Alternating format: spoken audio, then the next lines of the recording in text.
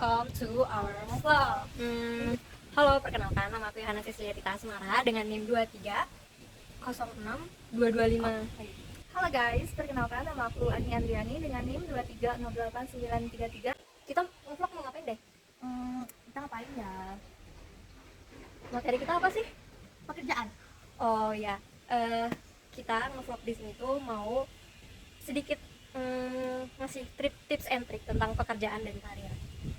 So stay tune. Oke, jadi yang pertama kita bakal ngomongin soal peluang pekerjaan nih.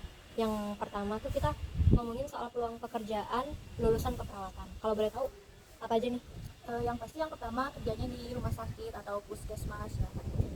Terus selain itu mungkin bisa di pertambangan, Pertamina atau bandara, apalagi stasiun kereta gitu. Nah, kalau kaliannya nggak mau nih, misalnya nggak mau jadi perawat plus di rumah sakit aja nih gitu, jadi kalian bisa tuh kayak daftar atau cari lowongan pekerjaan di pertambangan atau di Pertamina untuk yang divisi kesehatannya, karena setiap perusahaan itu pasti ada divisi kesehatannya gitu. Terus selain itu juga kalian bisa jadi dosen, menteri kesehatan.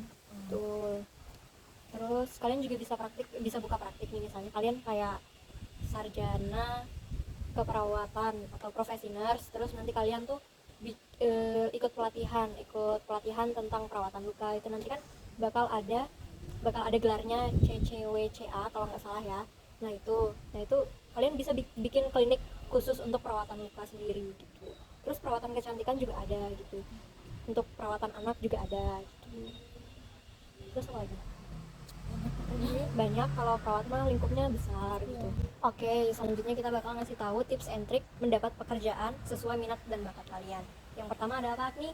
Yang pertama itu ada Passion.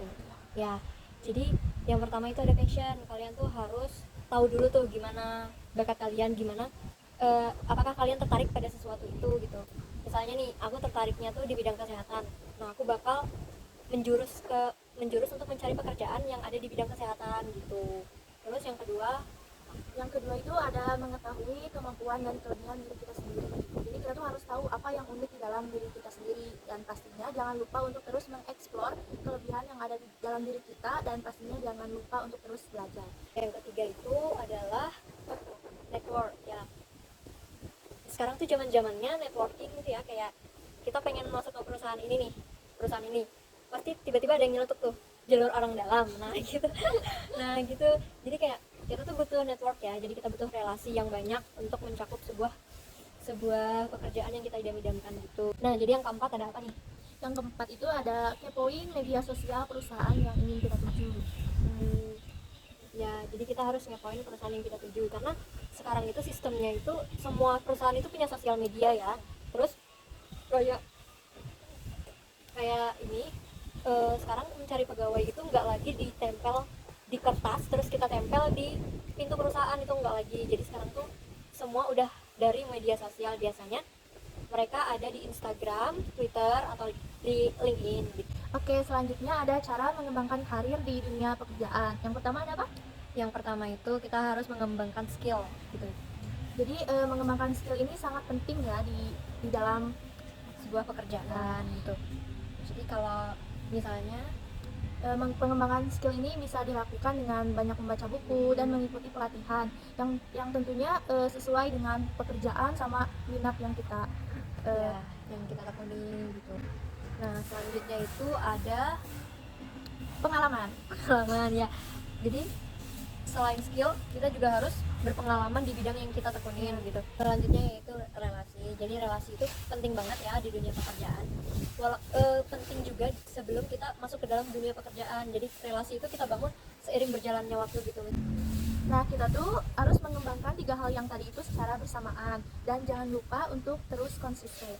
Ya, karena itu sangat amat membantu sekali dalam pengembangan karir kalian selama bekerja.